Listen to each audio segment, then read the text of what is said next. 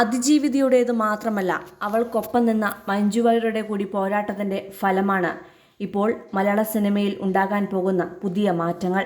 എങ്കിലും അതിനോടൊന്നും നേരിട്ട് പ്രതികരിച്ചിട്ടില്ലാത്ത മഞ്ജുവിനെ തേടി ഒരു അപ്രതീക്ഷിത വേർപാടിൻ്റെ വാർത്തയാണ് ഇപ്പോൾ എത്തിയിരിക്കുന്നത്. മഞ്ജു എന്ന നടിയെ കണ്ടെത്തിയ അവളെ മലയാള സിനിമയ്ക്ക് സമ്മാനിച്ച പ്രതിഭയുടെ വേർപാടാണത്. അതിനെ ഉൾക്കൊള്ളാൻ സാധിക്കാത്തത്ര വേദനയിലാണ് മഞ്ജു സോഷ്യൽ മീഡിയയിൽ കുറിച്ചിരിക്കുന്നത്. സാക്ഷ്യമാണ് എൻ്റെ ജീവിതത്തിൻ്റെ ആദ്യ അധ്യായം. അതിൻ്റെ സംവിധായകനായ മോഹൻ സാർ ആയിരുന്നു ആദ്യ ഗുരുനാഥൻ.